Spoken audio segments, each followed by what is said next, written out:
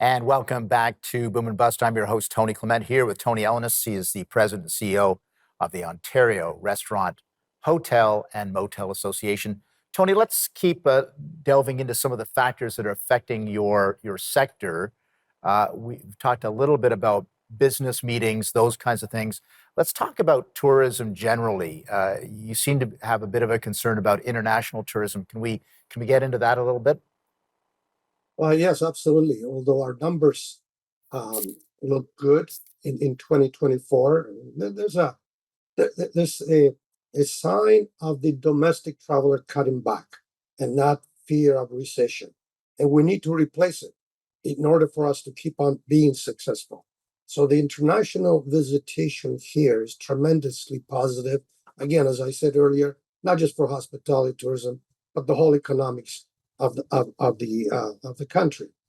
And we need to be competitive in the world stage. This is a very competitive market. Tourism before the COVID hit us was the fourth highest growth travel, and it has picked up worldwide. It's going gangbusters. But we have lost share in Canada. And if you want to correlate how much money we spend as a country to promote tourism, you might find the answer. We spent about $158 million for tourism investment in this country to promote it. Australia spends over $1 billion a year. Wow. And I don't want to talk about the European countries because they're $2 billion plus.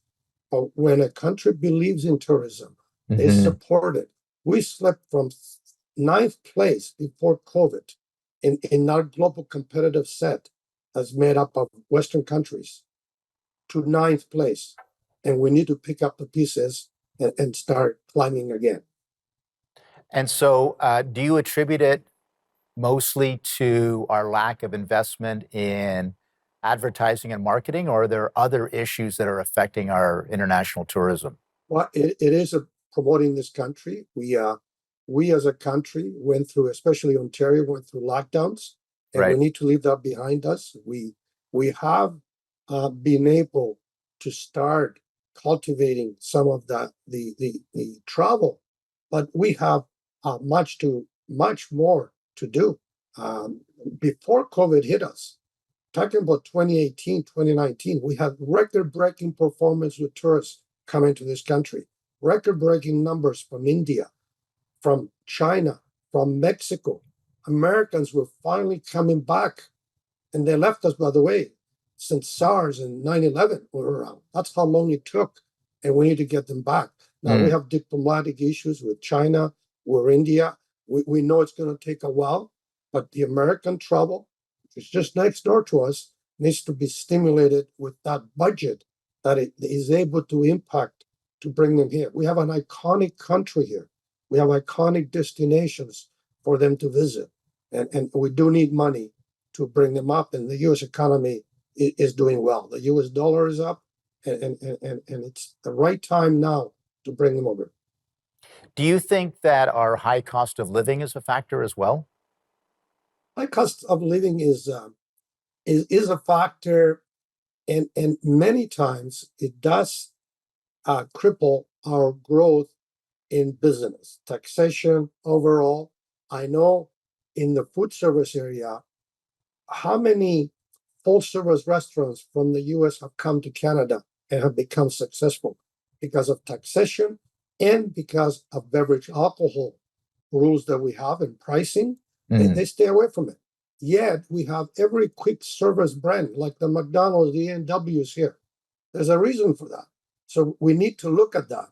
But at the same time, it's promoting the country. We have great places to promote.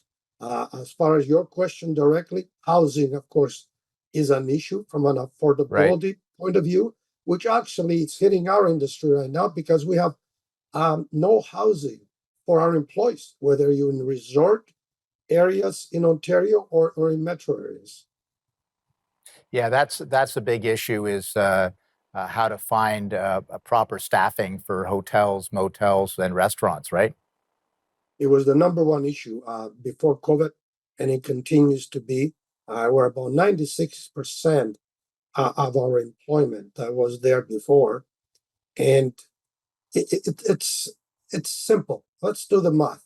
Baby boomers are exiting, and COVID has accelerated that, but they're exiting. There'll be more exits, and there's less youth being born in Canada, in Ontario, which means Tony, less we're just youth going to take a going brief into break just because of timing. We're going to have a few messages, but hold on to that thought. It's really important. We'll get right back to you. Please stay with us.